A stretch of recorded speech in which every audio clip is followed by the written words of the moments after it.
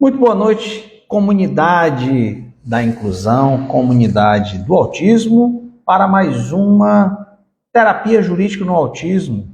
Hoje a gente vai trazer a análise quanto às relações, os direitos da pessoa com autismo e dos pais e das mães atípicas que trabalham, ou seja, quais são os direitos relacionados ao ambiente do trabalho que pertine, que dizem respeito à pessoa com autismo ou à pessoa que é pai e mãe ou responsável por uma pessoa com autismo.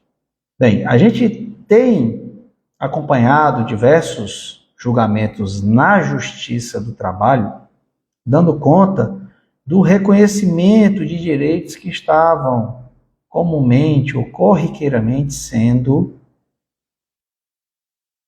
desrespeitados, discriminados, não só no ambiente de trabalho, mas em relações mesmo, que pertine à realização, inclusive, de assédios ou de posicionamentos, bem dizendo, que implicam a busca pela própria pessoa que tem autismo de mascarar o autismo que possui para não receber retaliações ou mesmo até demissão, em razão da condição que possui. E todos sabemos que isso é um comportamento discriminatório que a lei repudia e tem como consequência a incidência ou a realização ou o cometimento de ilícitos na esfera civil, administrativa e penal. Então, os atos discriminatórios contra trabalhadores que são ou que têm autismo, ou trabalhadores que são pais ou responsáveis de pessoas com autismo, têm incidências não só para a manutenção e regularização de suas verbas trabalhistas, mas também ilícitos que repercutem na sua personalidade, na sua esfera de dignidade, que fazem gerar danos morais, Danos morais e cometimentos de ilícitos penais, de crime, por exemplo, E a gente vai verificar quais são, até as necessidades de punição das empresas que devem necessariamente respeitar a legislação. A gente traz 3 casos aí emblemáticos, E aí, um caso do Tribunal Regional do Trabalho, 2, e 2 casos aí do Tribunal Regional do Trabalho, 3 da 3ª região. E aí a gente tem o caso 1, que é, oriundo de um trabalhador do Banco do Brasil, E que, por ser pessoa com autismo, precisa e precisava, de adaptações para o seu ambiente de trabalho. Então, a gente destacou 3 casos, Banco do Brasil, Unimed BH e a empresa Sada Transportes. Tudo isso originário já de julgamentos na Justiça do Trabalho. Portanto, pessoas que trabalham, pessoas com autismo ou pessoas responsáveis ou pessoas com autismo, que sejam formalmente responsáveis, ou mesmo os pais, que são as pessoas naturalmente responsáveis pelos seus filhos com autismo, têm direito a adaptações, têm direito a, inclusive, redução de carga horária, disponibilização em teletrabalho, se a empresa adota o teletrabalho para os seus empregados, em condições de adaptações do seu trabalho, do seu ambiente de trabalho, até mesmo a adaptações do local onde trabalha, Redução, carga horária, adaptação no ambiente de trabalho e até, a redução dessa carga horária para o acompanhamento das atividades do filho, certo? Então, o direito de permanecer, Um bancário autista conseguiu na justiça o teletrabalho integral como adaptação razoável para a possibilidade de continuar trabalhando como bancário. Ora, como assim? Bem, o banco, ou a convenção coletiva que vincula ou que estabelece esses padrões para os bancários prevê o trabalho remoto, conhecido como teletrabalho. Bem, então se há a possibilidade de teletrabalho dentro das funções desempenhadas dentro daquela empresa, ou dentro daquele órgão, dentro daquele trabalho, se há a recomendação para aquele trabalhador estar em trabalho remoto, estar em teletrabalho, mesmo que percentual, e se tiver a possibilidade, mesmo que de forma integral, ele tem o direito de passar do trabalho presencial para o trabalho remoto ou para o teletrabalho, sem prejuízo nenhum de sua remuneração. Isso a pessoa com autismo, ou a pessoa responsável por alguém com autismo. Tá? O caso 2 é um caso contra a Unimed BH, lá, tá? Minas Gerais, portanto, TRT, terceira região, o direito de não ser demitido por discriminação. Um trabalhador usado como símbolo da diversidade dentro da empresa, vocês conhecem alguém? Tá? Alguma empresa que tem essa áurea de dizer que realiza a inclusão, de que a inclusão aqui é uma realidade. E aí, muitas empresas fazem isso. Mas será que na verdade é isso mesmo? Pois bem, lá tinha, um funcionário com autismo que era colocado como um exemplo, tá? Personificado de que aquela empresa adotava sim o respeito, a garantia dos direitos da pessoa com deficiência, no caso da pessoa com autismo, e fazia as adaptações necessárias. Acontece, tá, que esse empregado foi dispensado, demitido, um mês após pedir adaptações. Então a justiça entendeu que isso, a dispensa, a demissão, foi uma demissão discriminatória presumida. Como assim? Bem, você é uma pessoa com autismo ou uma pessoa responsável com uma pessoa com autismo, pai e mãe da pessoa com autismo, e sabendo dos seus direitos, você vai consultar a possibilidade de realização de adaptações que possam, ir desde redução de carga horária, sem redução de salário, até a adaptação do seu ambiente de trabalho, como também até a indicação do teletrabalho, se assim isso for condizente com a rotina de trabalho da empresa. Tá? E aí, não recebendo essas adaptações, o que aconteceu? Aconteceu que a empresa, logo depois dele pedir essas adaptações do seu ambiente de trabalho, iluminação, tá? Questão de barulho, sonoridade, assento, enfim, o local onde ele trabalhava, adaptações assim razoáveis mesmo de ambiente de trabalho. Logo após esse pedido de adaptação, ele foi demitido. E aí, a busca dessa relação da demissão era justamente porque ele pediu as adaptações. Então, repara aí que a empresa foi obrigada, pela Justiça do Trabalho, de comprovar que não havia aquela dispensa, aquela demissão, nenhum vínculo com o pedido de adaptação que ele havia feito. Certo? Deu para perceber aí? Então, caso 2, Unimed PH, demissão em razão do pedido de adaptação do seu ambiente de trabalho. Tá? O caso 3, a Sada Transporte, é o direito de ser reconhecido como pessoa com autismo. Ora, uma jovem aprendiz autista teve seu diagnóstico questionado pela empresa. Autismo nível 1, tem muito desse preconceito assim exacerbado, porque a pessoa preconceituosa, a pessoa discriminatória, afirma que ela não parece ter autismo, tá? Mas sendo uma pessoa com autismo nível 1 de suporte, tá? A empresa exigiu prova da limitação cognitiva, tá? Para as adaptações ou para o exercício dos direitos que ela pleiteava. E aí o tribunal condenou a empresa por capacitismo institucional, discriminação institucional. E aí o que a gente percebe nesses 3 casos, nessas 3 decisões da Justiça do Trabalho, é a explícita relação com o ato discriminatório. Ora, e a gente sabe que a Lei Brasileira de Inclusão, ela caracteriza o ato de discriminação, que é a recusa do exercício dos direitos da pessoa, né, com deficiência, o usufruto dos seus direitos, a limitação ou obstáculo, tá, que resulte no impedimento desses exercícios é caracterizado como discriminação.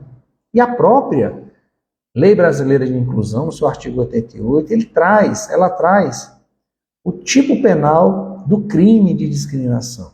Bem, então a gente percebe que no mínimo aqui, nesses 3 julgamentos, no mínimo aqui há o cometimento do crime de discriminação.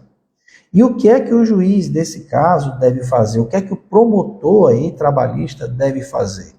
Encaminhar para o promotor competente da ação penal, que é o promotor estadual. Então repara que praticamente essas condenações trabalhistas não só reconhecem a discriminação, não só apontam o acontecimento do ato discriminatório na relação de trabalho, mas como, em razão da sua decisão judicial, explicita o cometimento de um crime. Então, assim, cometido o crime, deve o juiz encaminhar a autoridade responsável para não só as investigações, mas para os procedimentos devidos. Aqui no caso, se há um crime, cabe ao juiz do trabalho encaminhar para o promotor estadual para a análise e, se constatada essa análise, a instauração da devida ação penal contra o responsável daquela empresa do cometimento daquele ato discriminatório.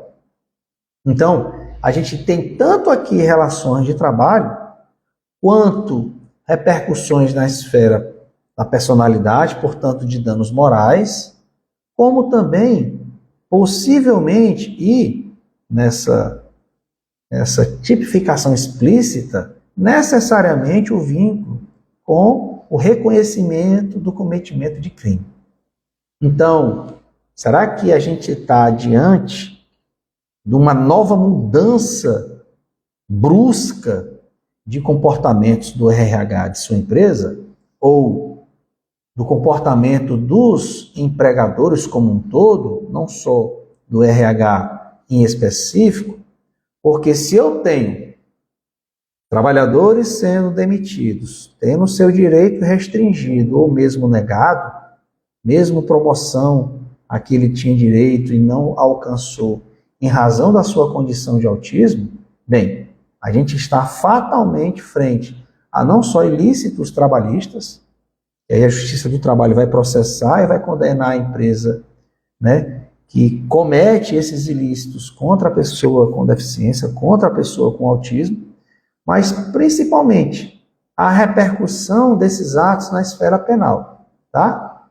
Então aí trago para a nossa análise esse quadro bem delicado, tá, que exige uma resposta, não só, tá, das autoridades da Justiça do Trabalho, como também das próprias empresas, porque fatalmente a gente está diante o cometimento de crime de discriminação, ou até crime, não só da Lei Brasileira de Inclusão, mas de crime específico da lei, tá? Vou até colocar aqui no chat, da Lei 7.853. A Lei 7.853, ela é muito importante para as relações, né, interpessoais e profissionais da pessoa com deficiência. Desde o ambiente da escola educacional, passando pelo ambiente de saúde, os planos de saúde também, tá? Até as relações de trabalho, seja no trabalho público, seja no trabalho privado, nas empresas, né? Porque ela diz assim, ó, negar ou obstar emprego trabalho ou promoção à pessoa em razão de sua deficiência constitui crime punível de 2 a 5 anos de reclusão e multa. Tá?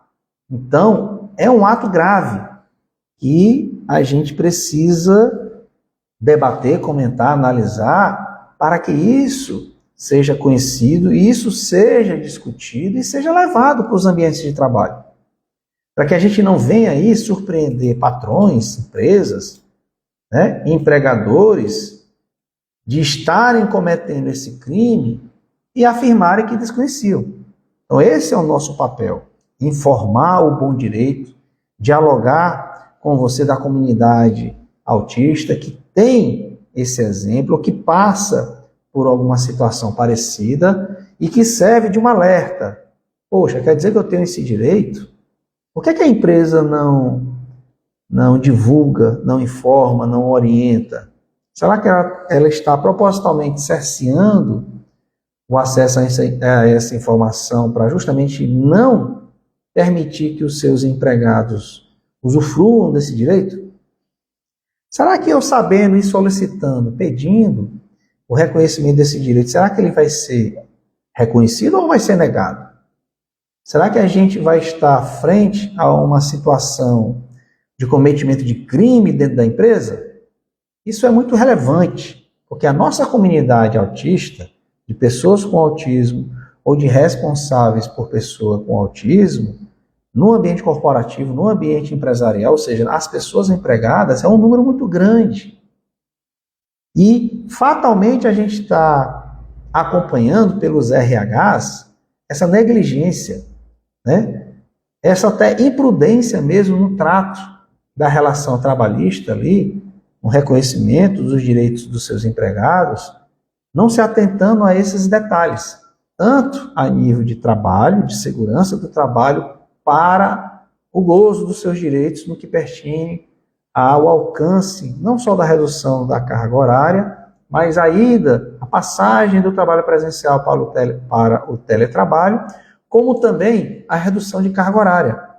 Então, toda essa gama aí de direitos, tá, tem que ser bem observado sob a pena de cometimento de crime, tanto de discriminação, de uma forma geral, como até o mais grave, que é, tá, quando há a demissão da pessoa em razão da sua condição, tá, de pessoa com autismo ou da sua condição como deficiente como um todo. A gente aqui não quer criminalizar a empresa, a gente não quer criminalizar o empregador, a gente quer alertar da possibilidade ou quase certeza do cometimento de crime, pelo menos nesses 3 casos aí que a gente está trazendo para a nossa análise, tá? A recusa de passar, né, de realizar adaptações e o envio do trabalhador para o teletrabalho, tá, que não era recomendável, porque a pessoa precisava daquele ambiente de socialização, e aí ele foi encaminhado para o teletrabalho. Para alguns pode parentar vantagem, mas para a pessoa que não tinha essa recomendação, o contrário, ele precisava do ambiente de trabalho para melhor se regular, melhor se adaptar às suas condições, às suas rotinas. Quando foi enviado para o teletrabalho, o trabalho remoto, ele, né, entrou em angústia, ou em sofrimento, ou em desregulação, ou não aproveitamento do seu trabalho, prejudicando seriamente, fortemente na sua realização das suas atividades. O que ele queria e precisava e teria direito era a adaptação no seu ambiente de trabalho. E daí a sua não observância da adaptação do seu ambiente de trabalho, resultando em uma outra medida que até para o pessoal do RH pode ser vantajoso. Não, vamos colocá-lo no teletrabalho, no trabalho remoto, né? Que vai ser melhor para a gente, da empresa melhor para ele. Negativo. Tá? O que ele precisa é da adaptação no ambiente de trabalho. Certo? Outra questão é, eu tenho recomendação e preciso realizar o meu trabalho, é o contrário, né? Realizar o meu trabalho de forma remota, de forma, né, que o teletrabalho seja utilizado para mim. E aí, como a empresa adota, inclusive na sua convenção, o teletrabalho, eu tenho direito a ele. E a recomendação era tanta, tá, que a ele foi dado o direito de estar 100% de forma remota. Claro, atendendo aos quesitos de produção, de atendimento das tarefas a serem realizadas. Mas ele continuava sendo um trabalhador muito produtivo para a empresa, só que ele deveria estar 100% de forma remota. Um trabalho um teletrabalho 100%, em período completo. Isso não foi garantido. E aí teve sim negada a sua adaptação necessária para o seu desempenho, resultando em sua demissão. E aí a gente entra na Lei 7.853, que fala da demissão do trabalhador em razão da sua deficiência, que é um cometimento de um crime grave, que é um crime de 2 anos a 5 de reclusão. Então, é uma temática não só de muita importância para o empregado, que tem que receber esse direito, mas também uma temática muito importante para o empregador, para o responsável aí para o RH, aquele que emite, tá, uma consideração ou uma recomendação para a garantia ou negativa desse direito. Porque você, do RH, se você for o responsável por essas medidas ou essas análises, deferimento ou não, você pode estar cometendo crime. Tá? Então isso é muito importante e muito, tá, valioso para ser levado para as empresas, ser levado para o pessoal do RH, ter essa informação, ter essa, pelo menos, cautela na análise das suas atividades, das suas prerrogativas, certo? Então, temos o quê? A exigência absurda, no caso da jovem aprendiz. Repara que ela queria uma redução ou uma adaptação das suas atividades, e a ela foi perguntada, não, você não tem necessidade não, porque você não tem nível de suporte, você não parece nem ter autismo, tá? E aí, ó, a médica do trabalho, exigiu prova da limitação cognitiva da pessoa que tem autismo. Veja só. Doutora, médica do trabalho, se eu tenho autismo, doutora, é lógico que eu tenho, o nome, ó, do autismo é transtorno do neurodesenvolvimento.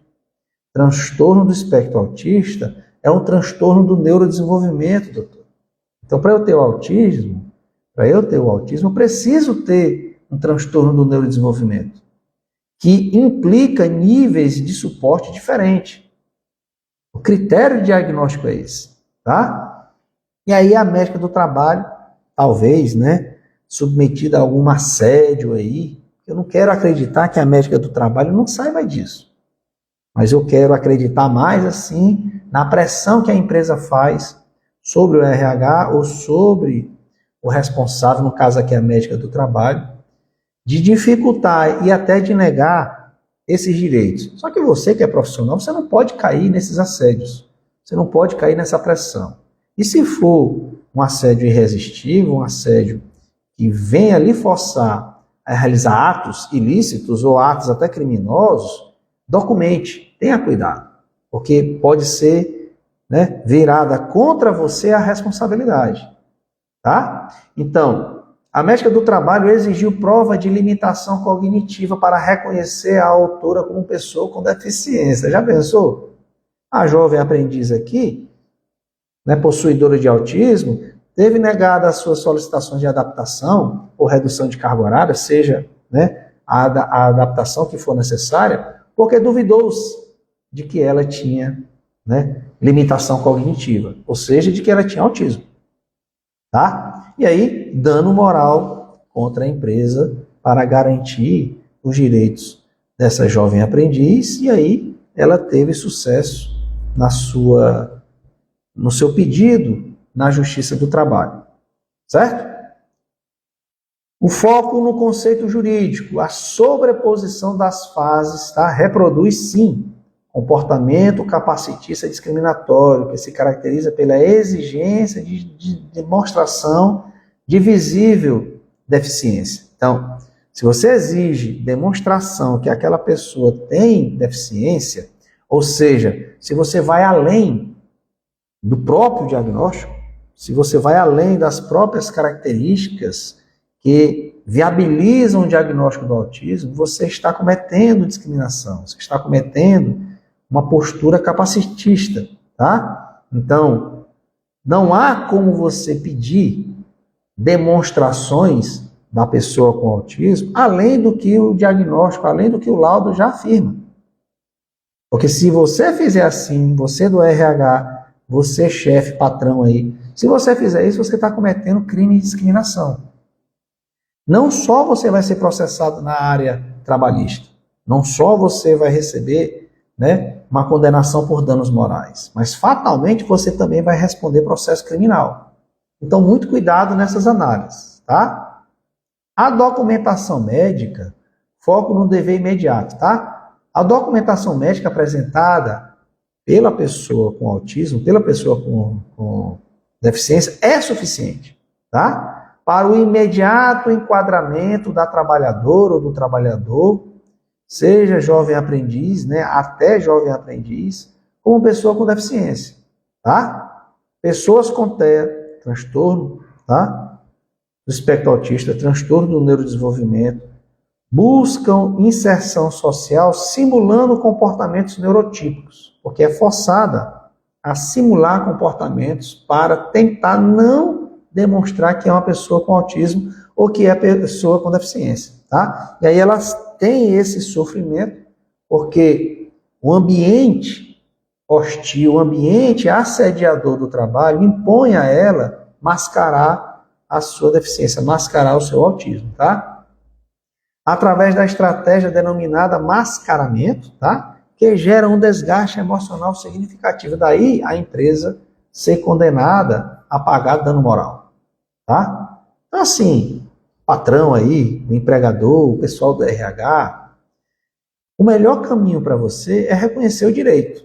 É bem mais fácil, evita processo na Justiça do Trabalho e evita que você também responda uma ação penal, uma ação criminal pelo crime de discriminação por não reconhecimento desses direitos e até mesmo em caso de demissão, um aumento dessa pena, porque você vai do crime de discriminação simples de 1 a 3 anos de crime, né? De pena, reclusão de 1 a 3 anos, e se resultar em demissão ou em dificuldade de promoção em razão da pessoa, em razão da deficiência dessa pessoa, você vai responder de 2 a 5 anos, tá? E multa, reclusão de 2 a 5 anos e multa, tá?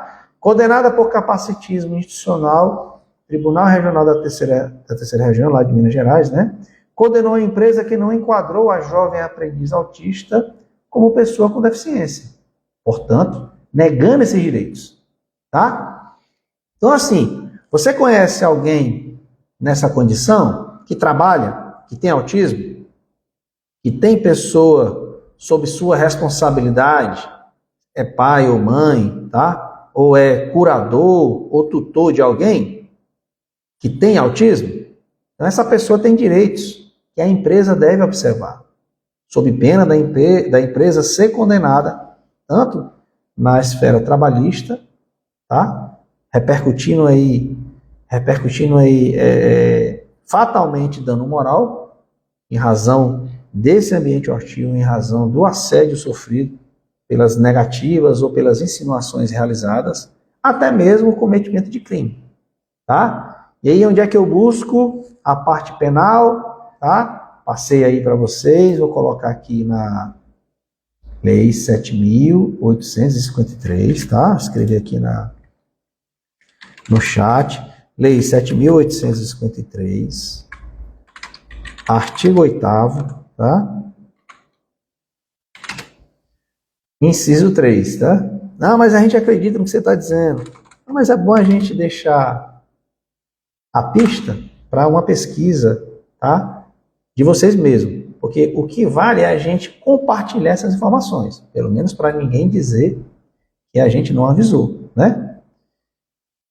perguntas aí, tá? Meu cunhado competente. Opa, minha querida cunhada Jamila, obrigado aí. Boa noite aí. Como sei se o meu filho está matriculado na escola como autista? Uai, tá? Seu filho tem autismo? Se o seu filho tem autismo, Jade, ele necessariamente tem que estar matriculado como autista. Ele tem que estar sendo atendido pela sala do AEE, o Atendimento Educacional Especializado. A gente tem o censo escolar, que todo ano a escola é obrigada a preencher, até para receber verba do Fundeb. Tá? A verba do Fundeb é caracterizada pela matrícula, pela quantidade de matrícula. E a gente tem uma verba específica para a inclusão, uma verba específica dos alunos matriculados no AEE, no Atendimento Educacional Especializado. Mas sabe o que acontece, Jair? Algumas escolas não têm a sala dentro da escola. O que elas fazem? Elas constroem um centro de atendimento educacional especializado chamado CAEE, tá? Centro de Atendimento Educacional Especializado. E ali eles concentram os atendimentos, mas lá devem comparecer todos os alunos que são matriculados. Não é o recomendável, não. Por quê? Porque fica longe da casa. O ideal é que fique perto da casa onde a pessoa mora, perto da escola onde o aluno estuda. Porque aí fica mais fácil a sua rotina, o seu deslocamento. Mas o seu filho com autismo, ou qualquer outro que tenha dificuldades pedagógicas, tem o direito de ser atendido pelo atendimento educacional especializado. E é por isso que a escola tem que ter não só uma sala multirrecurso, mas tem que ter o profissional, o professor dedicado para essa função. Professor, claro, capacitado, especialista em atendimento educacional, né, em educação inclusiva, em atendimento educacional especializado. Tá? E assim, eu não preciso nem exigir laudo da mãe, tá? Eu não preciso e nem posso exigir laudo da mãe para confirmar se o filho dela tem autismo ou tem deficiência ou não. Tem Down, entendeu? Não, professor, mas Down você pode afirmar que você pode perceber visualmente. E aí tem o autismo, que são aquelas chamadas, tá, e consideradas deficiências ocultas, que não é visível a olho nu, tá? Mas percebido pelo comportamento biopsicossocial da pessoa. E é por aí até que os diagnósticos deveriam ser feitos. Mas independente disso, não importa se você tem ou não tem o laudo. A necessidade do atendimento educacional pedagógico é a necessidade pedagógica, como né, atendimento educacional especializado, se é educacional é pedagógico. Então a análise é pedagógica, o relatório a ser feito de análise do aluno é pedagógico.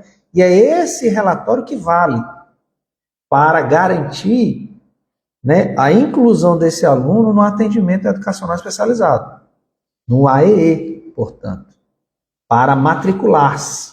E é assim que o gestor escolar vai justificar para o MEC, tá? Porque o próprio MEC recomenda que a escola não exija laudo, não peça laudo para a matrícula, para condicionar o atendimento, para condicionar a matrícula. Por quê? Porque aquilo que ele está fazendo não é um atendimento clínico. Por isso o laudo, o relatório do psicólogo, da fono, da TO, são laudos suplementares, laudos ou relatórios auxiliares do professor ali, do pedagogo ali, que está fazendo o atendimento do AEE.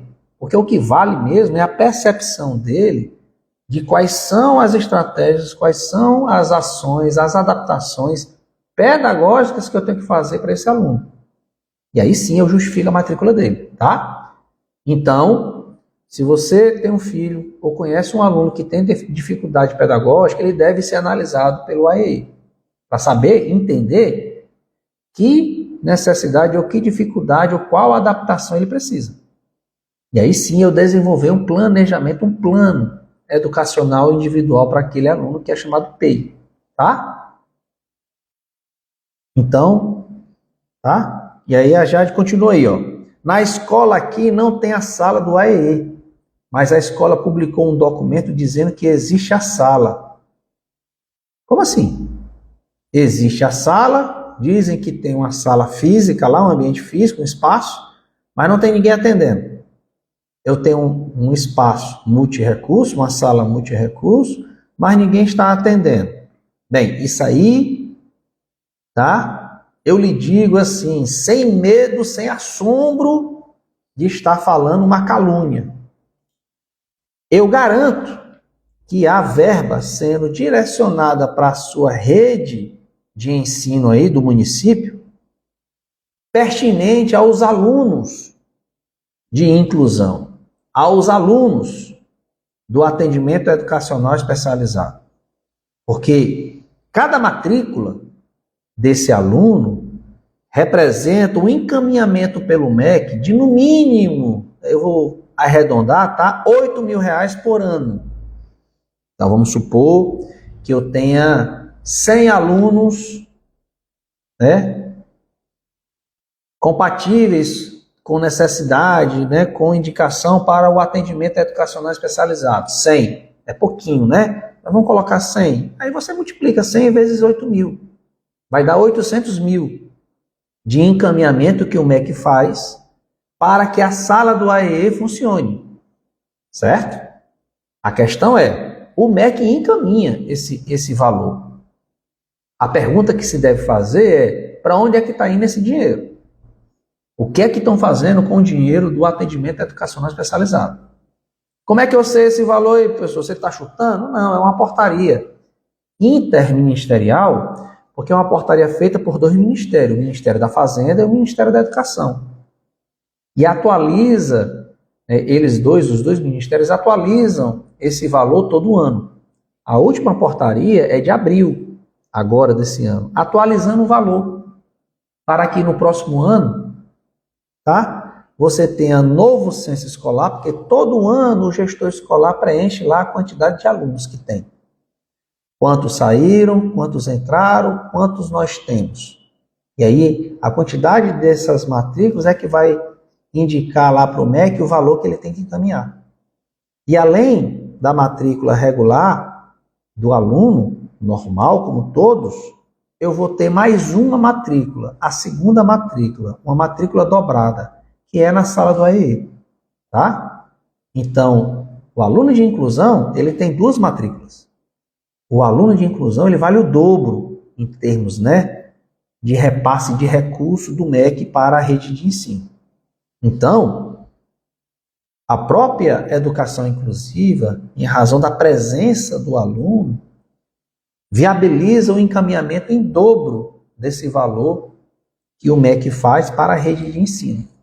Certo? E aí você pergunta, mas cadê esse dinheiro que não está chegando? Bem, o dinheiro é encaminhado pelo MEC para o município, para a rede de ensino. A questão é o que é que estão fazendo com esse dinheiro. E cabe às mães do município, cabe, né, à associação aí do município, ao grupo de mães do município, indagar isso ao promotor. Né? Indagar isso ao juiz em uma ação. Olha, o meu filho tem autismo e ele precisa ter atendimento, né, educacional especializado. Ele precisa aqui de uma sala na escola dele para ele ser atendido. Cadê a sala? Cadê o recurso da matrícula que o meu filho faz direito? O meu filho tem direito, faz jus, né? Porque o MEC está encaminhando, doutor. Cadê esse dinheiro? Cadê o serviço? O serviço está sendo pago pelo MEC. Só o MEC já sustenta a sala do AEE.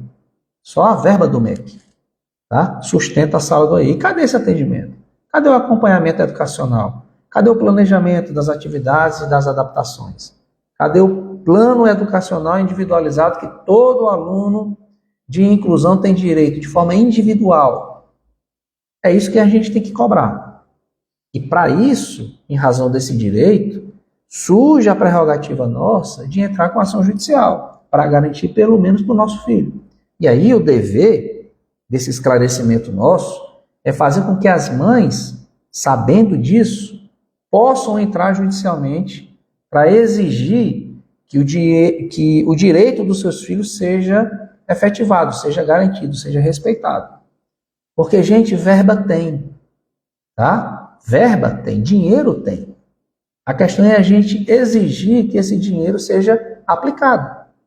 Está vindo dinheiro de lá, de Brasília, lá do MEC, para ser aplicado aqui no atendimento educacional especializado, doutor secretário de Educação, né? E cadê esse dinheiro que não está sendo aplicado? Né? É muito dinheiro, gente, é muita verba. A questão é, para onde é que ele está indo? Para onde é que esse dinheiro está indo, tá? O atendimento é na sala de aula normal. Não pode ser não, tá? O atendimento educacional especializado, ele tem que ser no contraturno, tá? No contraturno. E assim, tem que ter o atendimento para a identificação das necessidades, das adaptações a serem feitas, dos planejamentos a serem adotados pelos outros professores, para adaptação de conteúdo, adaptação de atividade, tá? Adaptações assim, para que ele consiga realizar o aprendizado dele e a gente, no caso a equipe, vá acompanhando essa evolução, ou involução, regressão dele, mas como é que ele está indo?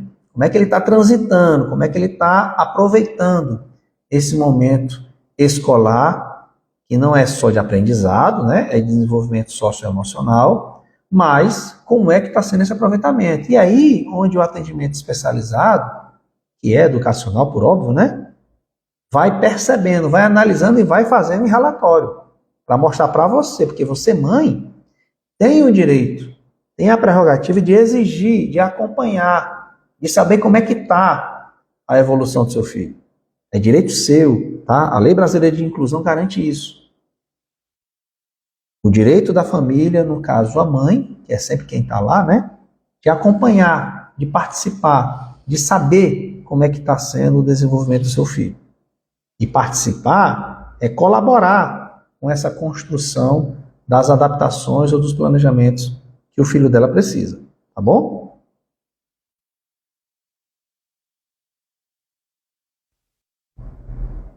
Olha, a Gilvanda Torres está dizendo, quanto equívoco, todas as escolas têm atendimento individualizado. Toda escola tem aí. Bem, Gilvanda, pela minha experiência, tá? E pela quantidade de informações que as mães me passam, não é bem assim não, tá? Tem muita escola que não está tendo um atendimento educacional, né, especializado, que é o AE. Tem escola que não tem nem a sala do AE.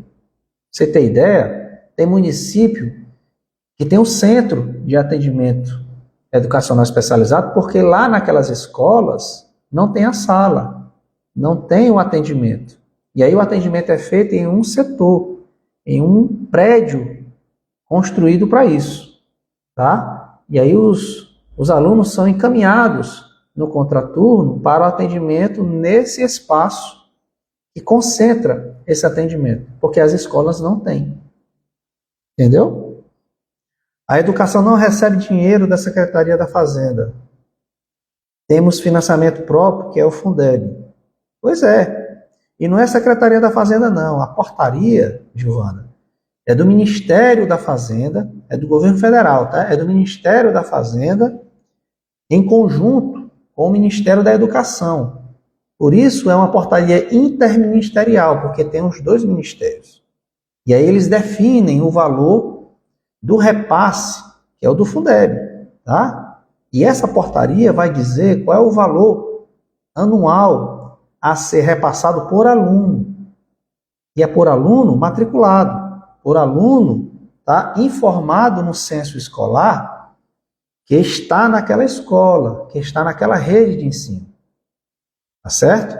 Então, se o gestor escolar coloca que o aluno está ali, e o aluno só está ali mediante matrícula, tá? O aluno só está no AEE, no atendimento educacional especializado, se ele estiver matriculado no AEE. Então, eu tenho dois momentos de matrícula. A matrícula regular, onde todos os alunos estão, que é a sala de aula comum, a sala de aula regular, e a sala de aula ou espaço do AEE. Tá? E aí eu gero duas matrículas. A matrícula de inclusão, que é do AEE, e a matrícula da sala de aula regular. E aí eu tenho direito a um repasse extra, que é o repasse do AEE.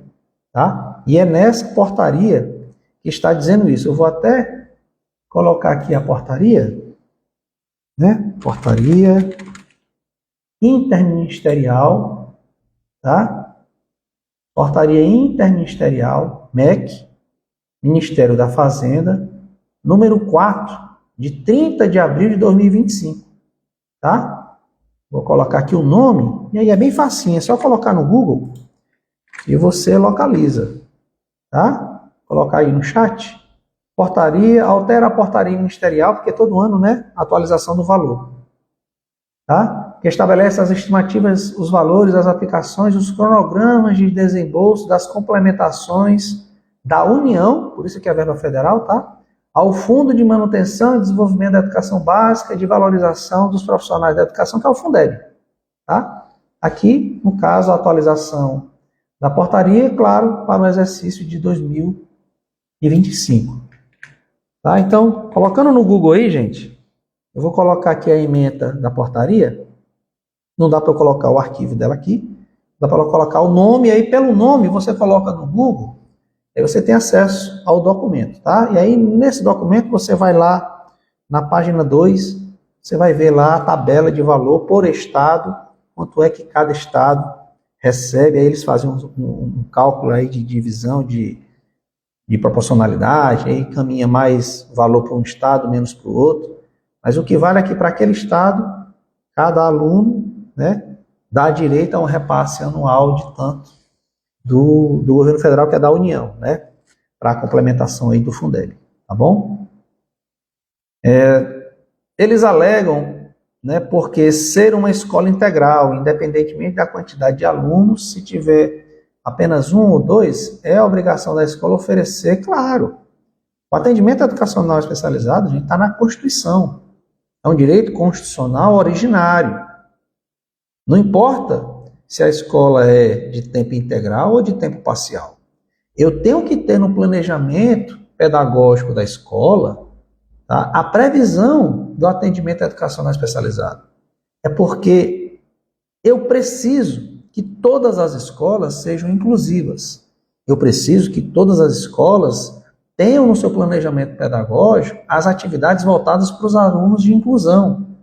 Porque se não tiver, eu tenho de forma declarada, inclusive em documento que é o plano educacional, o plano pedagógico, a exclusão de aluno com deficiência, a exclusão de aluno com autismo, a exclusão de aluno com transtorno do neurodesenvolvimento ou de necessidade de acompanhamento educacional especializado. Eu preciso ter a previsão.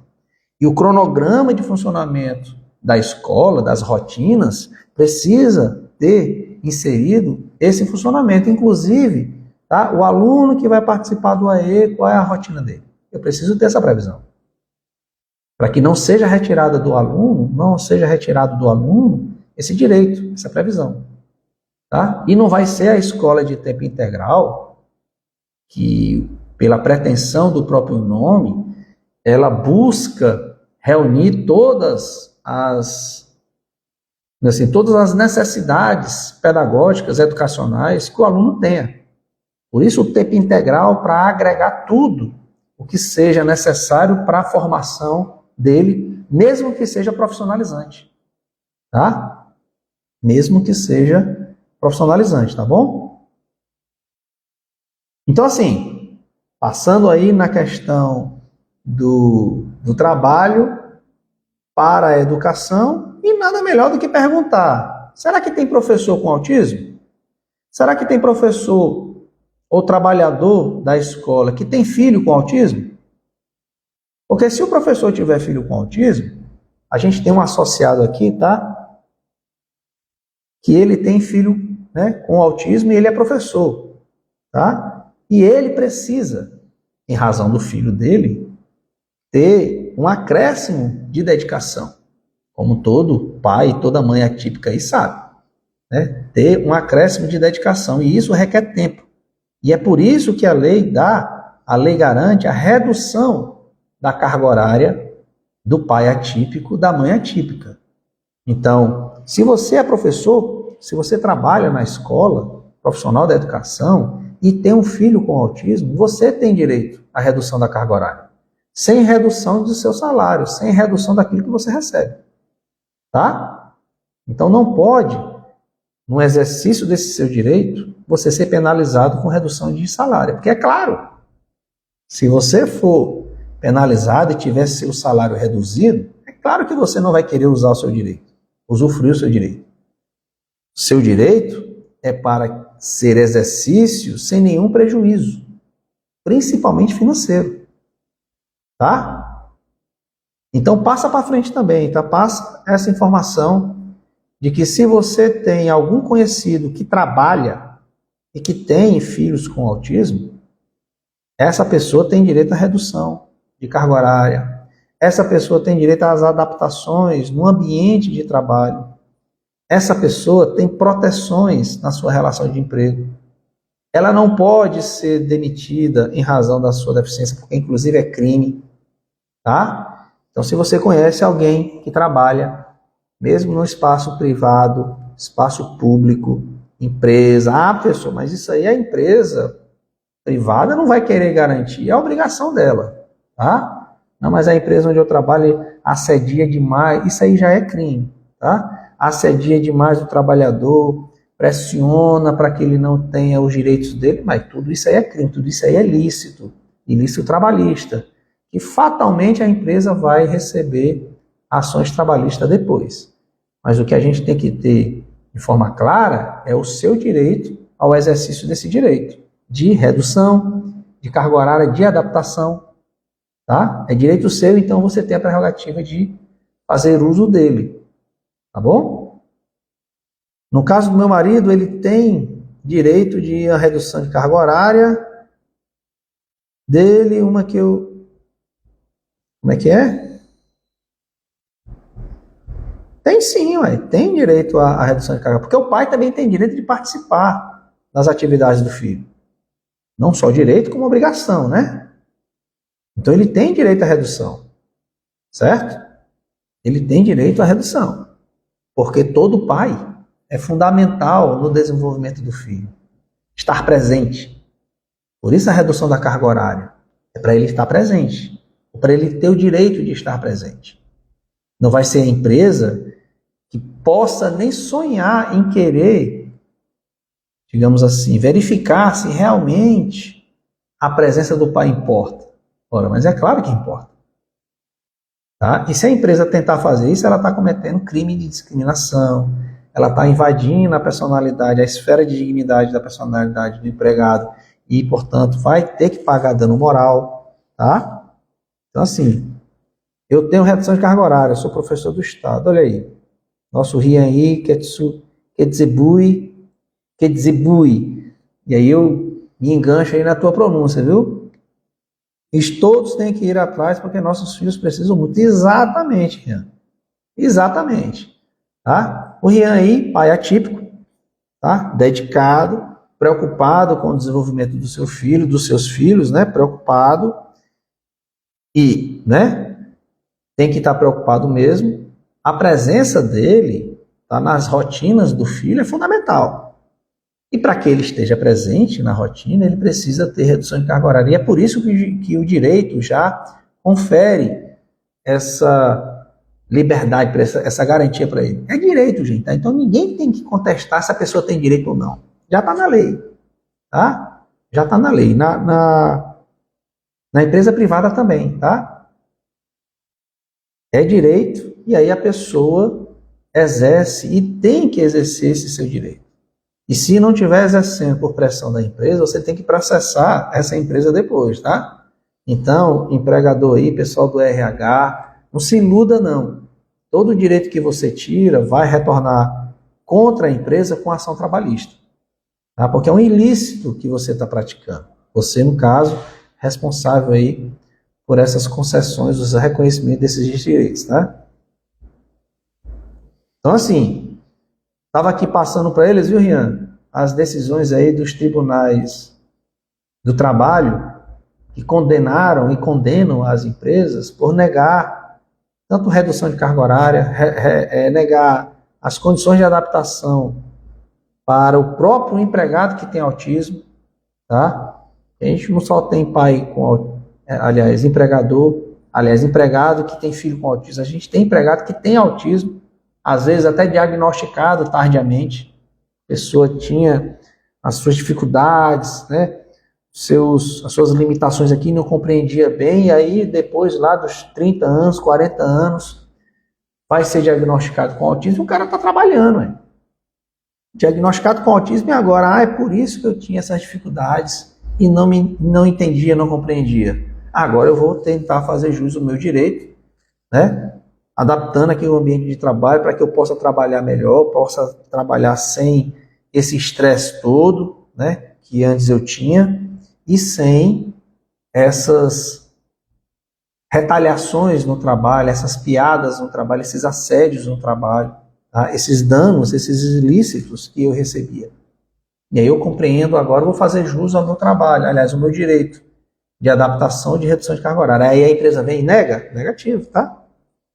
Você tem direito a usufruir essas suas garantias, né? E a empresa não pode se inserir nesse espaço do seu direito sob pena de cometer ilícito, e cometendo ilícito vai responder processualmente sim, tá? Dificulta oferecer redução de carga horária sem redução de salário? Demais. Dificultam, né? Inclusive, construindo um ambiente de assédio para convencer o empregado de não usufruir esse seu direito. E alguns, tá? Acredite se quiser, né? Ou se puder, pessoa, sou incrédula, eu não vou acreditar tão facilmente nessas histórias não, mas tem funcionário público que trabalha, por exemplo, exercendo função, e na sua função ele tem algumas gratificações, né? E aí o que é que a pessoa quer fazer? Quando reduzido a carga horária, a pessoa quer tirar sua gratificação. E isso, gente, é uma forma de retaliação, é uma forma de punição, é uma forma de tentar convencer você de não exercer o seu direito. E isso é um ilícito, tá? E se a gente for olhar a legislação, ou vai ser um crime de discriminação, ou vai ser um crime mais duro ali, com pena mais dura, por até colocar obstáculo ou dificultar o acesso a uma promoção, a acesso a alguma função, a algum cargo que lhe dê mais vantagem ou lhe dê mais prestígio. E aí a pessoa não dá ou dificulta porque você tem autismo, tá? Então, muita atenção, fica atento a essas estratégias aí, essas artimanhas, esses ilícitos que podem acontecer, e você, tá, saber como lidar ou lutar contra isso, tá bom? Bem, então eu trouxe alguns trechos aqui para a gente ir para o nosso encaminhamento, nosso fechamento, tá? Dispensa discriminatória presumida e inclusão de fachada, né, no ambiente de trabalho, tá? Porque se você pede redução de carga horária, se você pede adaptação no seu ambiente de trabalho e logo depois você é demitido, é claro que você foi demitido em razão da sua deficiência. Mas aí não está muito claro. Quem tem que provar é a empresa, tá? Coincidências nesse setor de discriminação não existe não. Você que é um empregador, muito cuidado, porque você tem que provar que aquela demissão não tem nada a ver com a deficiência do empregado, não tem nada a ver com aquele pedido que ele fez de adaptação ou de redução de carga horária, certo? Porque você vai ser processado, vai pagar toda a verba trabalhista, vai pagar danos morais e pode ser que você ainda responda pelo crime de discriminação, tá? Então a gente também está, dispensa discriminatória presumida, a súmula 443 do TST, tá? Em casos de condições que carregam estigma, como o autismo, a demissão sem justa causa é presumidamente discriminatória, tá? Quem tem que provar que não foi preconceito é a empresa. E aí, mas a própria súmula está dizendo que a dispensa, a demissão foi discriminatória, então, se a Justiça do Trabalho já entende e compreende que aquela dispensa, aquela demissão foi discriminatória, então a pessoa ali está cometendo crime de discriminação, não é não? É exatamente. está cometendo um crime de discriminação. Além do ilícito trabalhista, ela fatalmente também está cometendo um crime de discriminação e vai responder penalmente por isso. Vai levar também uma ação penal em razão dessa ação discriminatória, tá? Então, a juíza aí apontou um capacitismo sutil, a empresa ofereceu um home office, olha aqui, ignorando o laudo, que pedia adaptações no trabalho presencial para melhorar a interação social daquele trabalhador com autismo. Isso é achar, tá, que sabem o que é melhor para a pessoa, sem ouvi-la. Então, repare, eu tenho um empregado que ele precisava daquele ambiente de interação social para melhorar suas condições, tá? Superar algumas rigidez, né, de comportamento. Ele precisava daquele ambiente do trabalho, só que o ambiente de trabalho precisava só de uma adaptação, uma luz, tá? Um local, a cadeira, pequenas adaptações para que eu ficasse, o empregado, né, para que ele ficasse mais confortável. E aí o que a empresa fez? Não, ele tem autismo, está querendo adaptar o espaço de trabalho dele. Não, coloca ele no home office. Porque as pessoas acham que é vantajosa, né? Pode ser vantajoso isso para a pessoa. Mas para ele não, para ele era terrível. Não me bote em casa não, porque se você me botar em casa eu não consigo trabalhar não. Eu tenho que estar aqui na empresa, tá? Que aqui eu consigo trabalhar, aqui eu produzo. E aí é bom para mim essa interação. Eu consigo, tá? Ficar mais ativo, mais até a minha interação social melhora. Então eu fico até mais produtivo. E aí tacaram o home office no empregado, achando, né, que tinham condições de saber o que era melhor para ele, e aí cometeram também discriminação. Certo?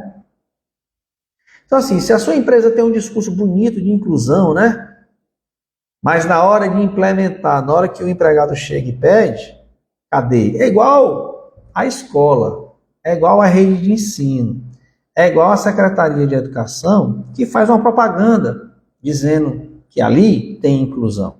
E naquele município há o respeito da pessoa com autismo, que há o respeito das pessoas, né, com deficiência. E na hora de implementar, na hora de garantir para aquele aluno, não tem. Né? A propaganda é uma maravilha. Na hora do dia a dia ali da rotina, cadê o direito? Tá? Cadê aquela promessa que foi feita? Promessa de campanha que foi feita? Como é que está no seu município aí? Então é isso que você tem que se perguntar, e é para isso que serve a estratégia de entrar com ação judicial para garantir o direito do seu filho. Tá? Porque aguardar que essas promessas sejam cumpridas demora e pode demorar e nunca chegar. E quem vai ser penalizado por isso, ou com essa inércia, com essa omissão da rede de ensino, da Secretaria de Educação, do município, do gestor, quem vai ser prejudicado é o seu filho. Tá? Cada dia, cada semana, cada mês, que vai se avolumando, que vai permanecendo esse quadro de exclusão, é terrivelmente prejudicial para o desenvolvimento dele. Inclusive, é desenvolvedor de crises, tá? Até de autolesões em alguns casos. Então, esse ambiente regular de inclusão na escola é fundamental para o desenvolvimento do seu filho. Tá bom? E aí, o ambiente de trabalho é a mesma coisa. Para você que tem autismo, para você que tem a deficiência e também para aqueles que são pais responsáveis pelos filhos com autismo, com deficiência. Porque a sua presença na rotina do seu filho é fundamental. É de extrema importância, inclusive para o desenvolvimento dele. Certo? Então assim, a adaptação razoável é um dever, não é um favor.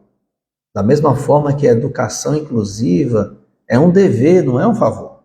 Tá? A Lei Brasileira de Inclusão e a Convenção da Pessoa com Deficiência tornam isso obrigatório, tá? Não é algo que a empresa concede por bondade. Não é porque o patrão é bonzinho, não é porque o chefe é bonzinho, não é porque é obrigação mesmo, tá? E não pode negar não sob pena de crime de discriminação, tá?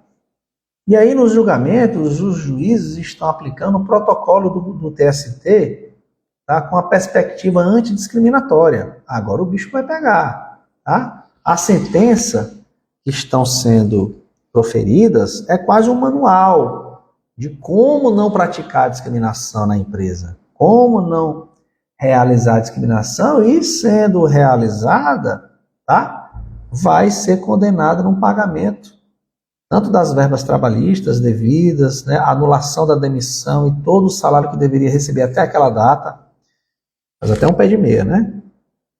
Tá bom? E a simples negativa já configura uma barreira atitudinal, tá? Uma barreira discriminatória. Qual a adaptação razoável faria toda a diferença no seu trabalho?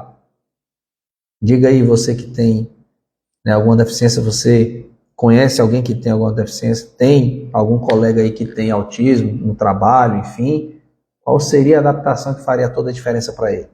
Pensa nisso aí, repassa para aquela pessoa que você acha que vai ser importante isso, tá? Então, o direito de ser reconhecido sem burocracia no ambiente de trabalho e também no ambiente da escola, tá? O direito de não ser demitido por pedir ajuda, ajuda aqui no caso é pedir adaptação, pedir no sentido, né, de exigir o direito de adaptação. Solicitar, tá? Porque não é favor que você está pedindo, não. Bom, é um direito seu. E o direito de ter adaptações efetivas, tá? E qual é a mensagem que fica nisso? Que é o discurso de inclusão precisa sair do papel, tá? O discurso de inclusão aí da Secretaria de Educação, da escola, precisa sair do papel. Precisa ir para o ambiente de trabalho e precisa ir para dentro da sala de aula, tá? Os professores são fundamentais nisso, do mesmo jeito que os RHs são fundamentais nisso. Assim, inadmissível que uma escola que se pretenda garantidora de cidadania, de aprendizado, vá ensinar o ilícito, vai ensinar a exclusão, vai ensinar o descaso. Isso é inadmissível. E os professores são fundamentais nisso. O professor é o principal interessado na inclusão, porque ele vai ter a melhoria extraordinária do ambiente da escola, uma melhoria extraordinária no ambiente de sala de aula, com um reforço dos profissionais, de professores e outros profissionais da educação que garantam a plena inclusão naquela escola. Todos ganham com isso, tá? E o trabalhador responsável, né, de linha de frente, digamos assim, que é o professor em sala de aula, ele é o principal interessado, tá? Sou professora de Santa Catarina. Boa noite. Estamos em construção da política pública de educação especial do meu município, no qual faço parte da comissão. Alguns participantes da construção insistem em dizer que em todos os casos de autistas em rede regular de ensino podem ser acompanhados por um profissional de apoio sem qualificação. No entanto, eu discordo e afirmo que o autista tem direito a um acompanhante especializado. Exatamente, tá? Macaneiro Dayana, tá? Dayana, o acompanhante especializado, ele é garantido pela lei do autismo, que é a chamada Lei Berenice Piano, tá? Então, a lei do autismo, no artigo 3º, garante o acompanhante especializado para a peculiaridade do autismo, porque a peculiaridade do autismo é transtorno do neurodesenvolvimento, diferente das outras deficiências, deficiência física, da deficiência auditiva, visual, o surdo, tá? A pessoa muda, a pessoa cega, digamos assim, ela tem necessidades diferentes, de intérpretes, de material, de linguagem para a comunicação, tá? Já o autismo, ele tem necessidade de adaptações para superar o transtorno, as dificuldades que o transtorno do neurodesenvolvimento traz. Por isso que para o autista, para o aluno com autismo, o acompanhante especializado, ele tem que ser, né, da área pedagógica, para realizar a inclusão pedagógica dentro da sala de aula. Portanto, ele tem que ser um professor, tá? Tem que ser um professor, porque é o professor que faz digamos assim, o ensino, né? É o professor que faz a implementação da parte pedagógica dentro da escola. É claro que eu, fora da sala de aula, nos intervalos, ali no começo, no final da aula, no intervalo, eu preciso do profissional de apoio escolar. Esse profissional de apoio escolar, que é previsto na Lei Brasileira de Inclusão, ele deve ser garantido para todo aluno com deficiência, né? Para garantir higiene, alimentação e locomoção. Agora, para a inclusão pedagógica, que é a inclusão dentro de sala de aula, tem que ser um profissional da pedagogia, um profissional professor, portanto, para efetivar essas adaptações, efetivar a inclusão dessa percepção de construção de adaptação pedagógica que aquele aluno precisa. Então você está certíssimo, tá? E toda mãe tem o direito de entrar judicialmente para pedir o respeito e a garantia do direito do seu filho a ter um acompanhamento especializado, principalmente dentro da sala de aula, porque afinal de contas, ele passa a maior parte do tempo na escola dentro da sala de aula, não é no intervalo, não é no começo ou no final da aula, é dentro da sala de aula. Então é ali que a magia, digamos assim, acontece. Ali é onde o desenvolvimento de fato se efetiva. Não só de relacionamento com os colegas, que é o desenvolvimento socioemocional, mas de aprendizado.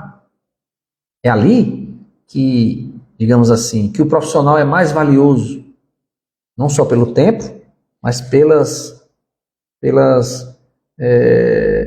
desenvolvimentos a que ele está, né, aberto a construir, a conquistar.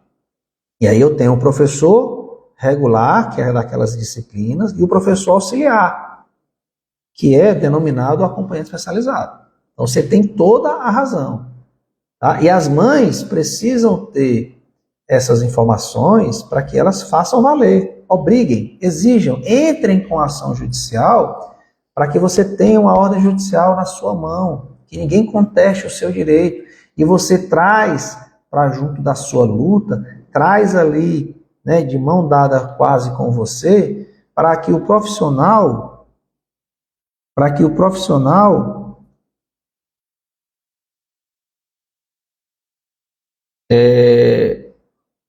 que o juiz, no caso da ordem judicial, né, que lhe dá essa garantia, esteja junto com você nessa luta.